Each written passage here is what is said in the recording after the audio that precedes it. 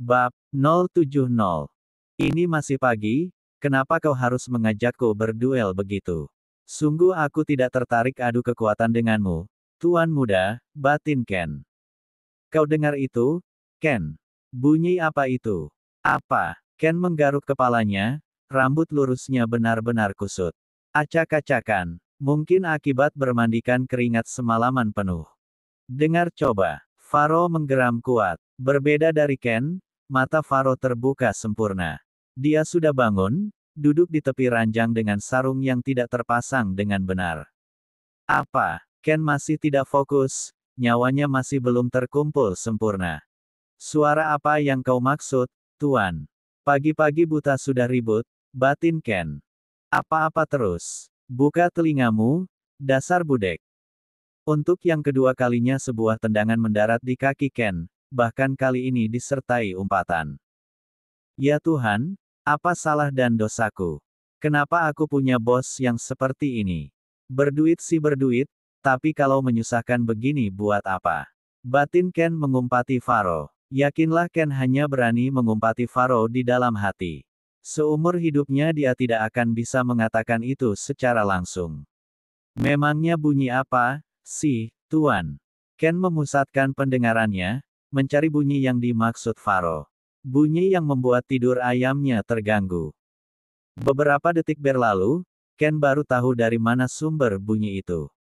Oh, itu mah suara mertua, istri, dan adik ipar Anda yang sedang bergelut di dunia kuliner.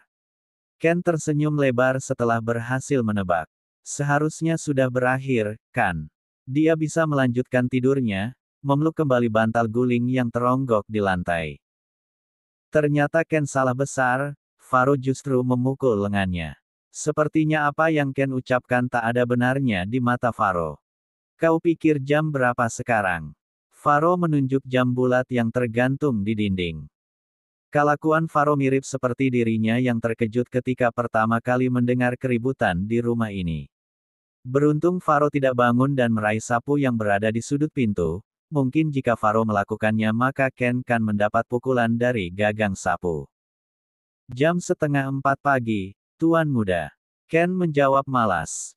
Tuh, kan, ini baru jam 3:30. Lalu masalahnya di mana, Tuan Muda? Aku takut ada maling, Ken. Benar, Tuan Muda seperti kloningan diriku yang menganggap ada maling. Ken membatin sembari tertawa puas. Percayalah, Tuan Muda, itu bukan maling. Itu benar-benar pergulatan di dapur, sudahlah lebih baik kita tidur lagi. Bersiap memungut bantal guling. Mana ada yang bergelut di dunia kuliner jam 3:30 pagi begini, Ken kau pikir aku bodoh? Ada, Tuan Muda, ada. Sungguh, menunjukkan dua jarinya. Siapa? Keluarga Anda. Setiap harinya mertua Anda harus bangun jam 3 pagi karena harus berjualan sarapan. Sebelum jam 6 pagi semua makanan harus sudah siap di depan. Ingat tidak ketika pertama datang, Tuan lihat, kan ada meja panjang. Faro menganggukkan kepala. Nah, di meja itulah mertua Anda menyusun makanan yang dimasak pagi-pagi buta begini.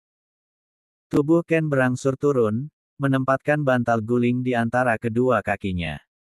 Sudah, kan? Ayo kita tidur lagi, aku sungguh masih ngantuk, batin Ken. Apa Wina dan Dahlia juga bangun, Ken? Ya Tuhan, tolonglah aku. Sebenarnya ada berapa banyak pertanyaan yang dia punya. Batin Ken. Tentu saja, Tuan. Nyonya, kan membantu ibunya. Sementara Dahlia harus menyiapkan gorengan untuk dibawa ke sekolah. Semoga tidak ada pertanyaan lagi setelah ini, batin Ken. Ke sekolah. Dahi Faro berkerut rapat. Kenapa? Ternyata masih ada, batin Ken. Itu karena Dahlia berjualan gorengan di sekolahnya. Menitipkan sebagian gorengan di kantin sekolah, sebagian lagi dijual sendiri ke teman-temannya. Glek. Faro menelan salivanya mendengar cerita Ken. Cerita itu terdengar lebih menyedihkan dari cerita Romeo dan Juliet yang kandas dalam urusan cinta. Karena cerita itu memberitahu Faro, jika dirinya sudah gagal menjadi menantu, suami, dan kakak ipar yang baik. Faro memalingkan wajahnya, mengusap air matanya. Dia bangun dari ranjang, berjalan melewati Ken yang sedang tidur di lantai. Anda mau kemana, Tuan? Membantu mereka? Aku tidak mungkin diam saja di dalam kamar sementara mereka sedang kerepotan begitu. Tidak perlu, Tuan Muda. Jangan mempermalukan diri sendiri Tuan Muda. Seketika Faro menatap Ken dengan tatapan ngeri. Ken langsung berdiri dengan senyum lebar lalu mendekati Faro. Maksud saya, lebih baik Anda diam di kamar karena tidak ada yang bisa Anda lakukan di dapur. Anda bisa memasak. Faro menggeleng. Mengulek bumbu misalnya. Menggeleng lagi. Selama ini, kan semua kebutuhannya dipenuhi oleh pelayan dan pembantu. Keahlian Faro hanya satu, memegang pulpen untuk tanda tangan kerja sama dan memimpin rapat. Nah, maka dari itu, sebaiknya Anda diam di kamar, tunggu sampai jam 4:00 kita bisa keluar untuk mandi dan pergi ke masjid. Kita harus sholat subuh berjamaah. Harus ke masjid. Tentu saja. Ken melambaikan tangannya agar Faro mendekatkan telinga. Sholat subuh di masjid adalah perintah langsung dari mertua Anda. Tuan ingin mertua Tuan bangga, kan? Faro mengangguk cepat. Sebenarnya itu tidak benar, Ken hanya sedang mengarang bebas. Faro, kan sedang mencari simpati dari keluarga Wina, jadi apa salahnya jika dimanfaatkan untuk kebaikan? Lagi pula saya masih sangat ngantuk Tuan Muda.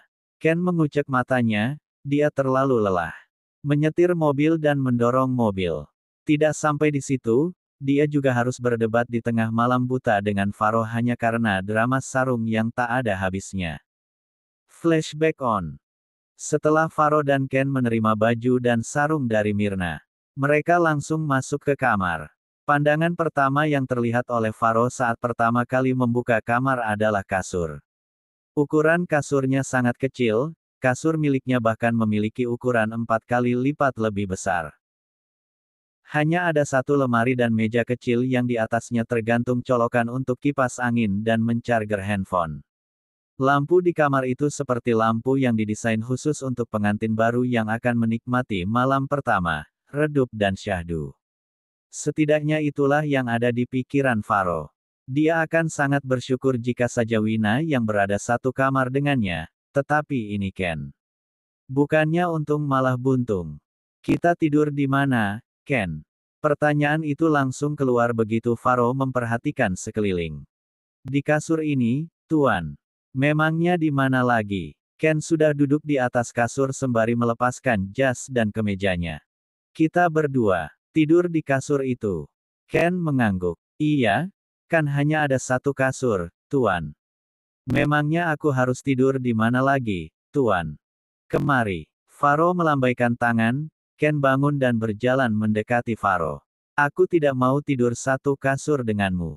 Dia berjalan ke kasur dan menjatuhkan tubuhnya di atas kasur, melebarkan kedua kaki dan tangannya.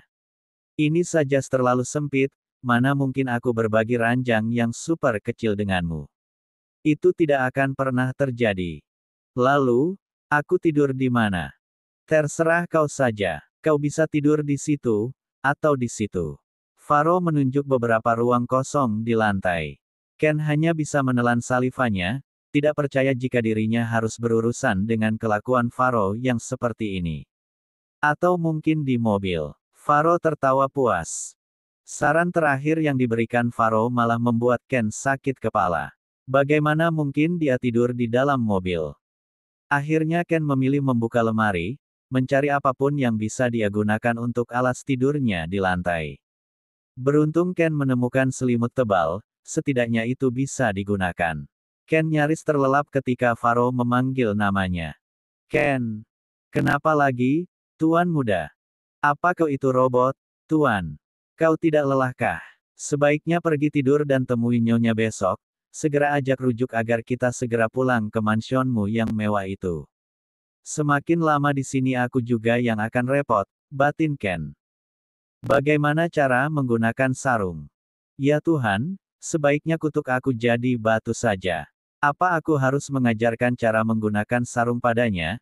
Tinggal lipat-lipat saja kan beres, gerutu Ken di dalam hati. Ken bangun dengan malas, melihat Faro yang telentang membuatnya sakit kepala. Lenguhan panjang lolos dari mulutnya. Anda harus bangun, Tuan.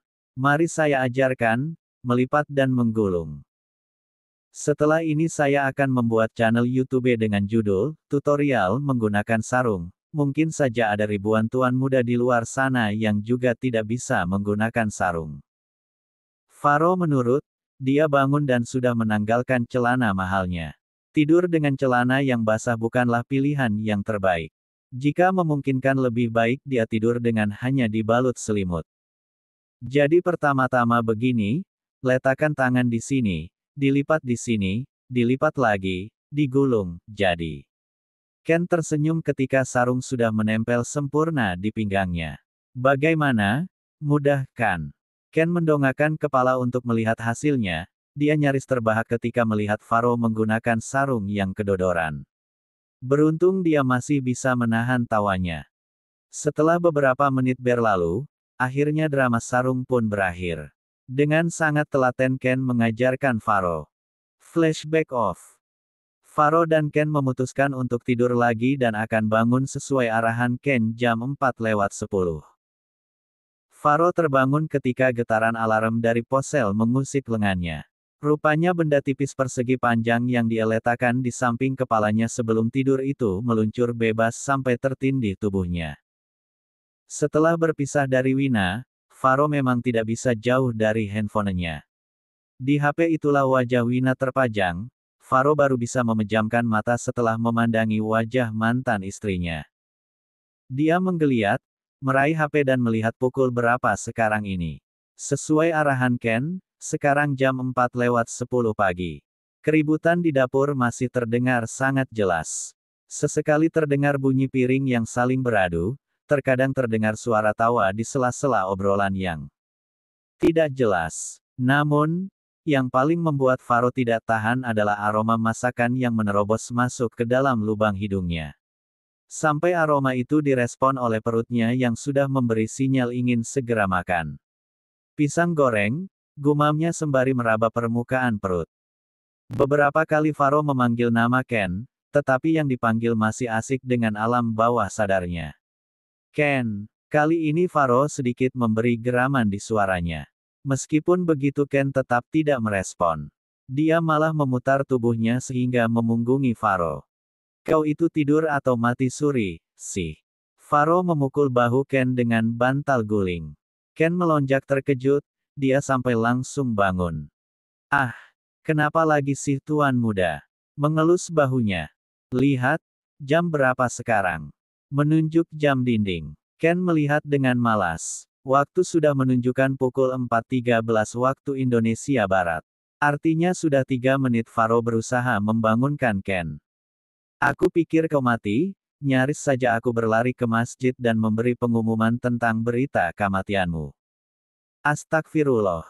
Ken mengurut dadanya. Jika kau mati di sini, aku tidak akan repot-repot membawa tubuhmu ke kampungmu yang jauh itu. Lalu, kemana Tuan akan membawa tubuhku? Di seberang sana, kan ada sungai. Buang saja, nanti juga jadi makanan buaya. Ken menatap tidak percaya ke arah Faro. Tatapan mata Ken seolah menggambarkan perasaan sedih yang dalam. Ken memutar tubuhnya lalu mengetuk-ngetuk meja nakas dengan jarinya sambil komat kamit, amit-amit, amit-amit. Ya Tuhan, malang sekali nasibku bisa memiliki majikan yang tidak punya hati, batin Ken. Ayo kita keluar. Tuan, saya masih ngantuk. Tidur 5 menit lagi saja, iya. Ken merengek seperti anak kecil yang malas dibangunkan untuk sekolah. Bagaimanapun malam tadi tidurnya tidak nyenyak, seperti tidur ayam yang sebentar-sebentar terbangun. Itu semua karena Faro tidak mau membagi kipas angin dengan Ken. Ken sampai bermandikan keringat karena gerah. Kau menguasai semuanya, kasur, kipas angin, dan selimut. Ken menggerutu di dalam hati. Jangankan 5 menit, 1 jam pun tidak masalah. Tidurlah. Ken mengerutkan dahinya. Faro tidak pernah sebaik itu sebelumnya, pasti ada sesuatu yang tidak beres. Biar aku keluar, lalu aku bilang pada Dahlia jika kau masih tidur dan mimpi indah. Setelah itu kita lihat bagaimana Dahlia menilai laki-laki pemalas sepertimu. Ken langsung berjalan mendekati Faro. Menyatukan kedua tangannya seraya memohon. Tiba-tiba rasa ngantukku hilang begitu saja, Tuan Muda. Hahaha, ayo kita keluar, mandi dan bersiap ke masjid. Cih, dasar. Apa kau sesuka itu dengan Dahlia? Ken menggelengkan kepalanya, tetapi sorot matanya mengatakan hal berbeda. Aku tidak suka dengan Dahlia. Kau pikir aku bodoh? Lalu kenapa kau setakut itu jika Dahlia berpikir buruk tentangmu?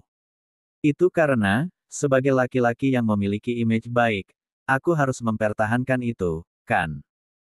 Jawaban macam apa itu? Ken bahkan mengumpati dirinya sendiri. Faro tersenyum sarkas. Apa Dahlia tahu tentang perasaanmu? Atau jangan-jangan ini cinta sepihak? Ken diam. Dia juga belum tahu pasti apakah dia benar-benar jatuh hati pada Dahlia atau hanya sekadar perasaan kagum semata. Terlebih lagi, sepertinya Dahlia tidak tertarik padanya.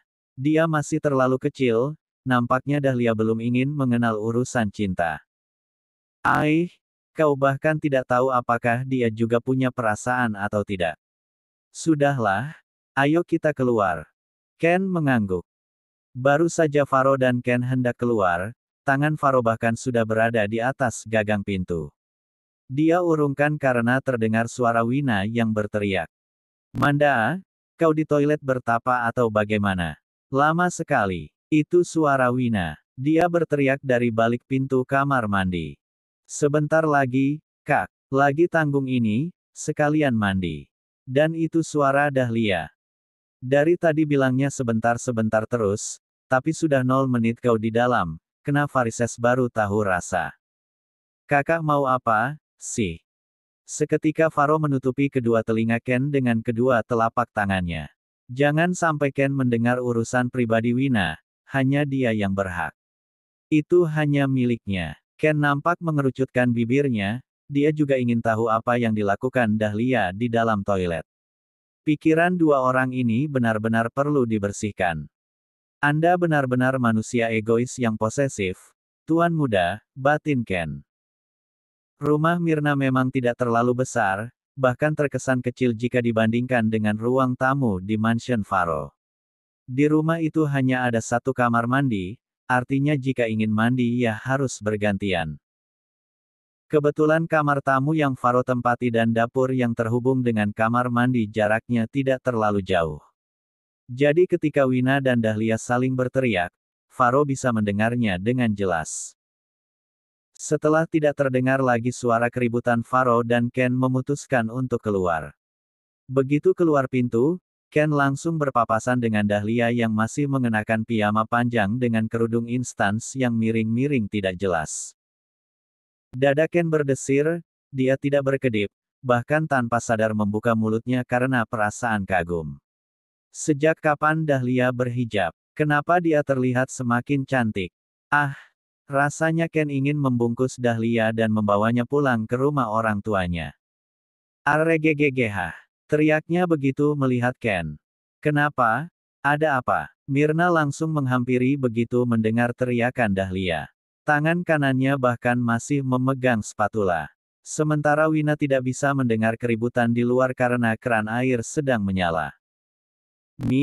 Mereka kenapa ada di sini, Bu?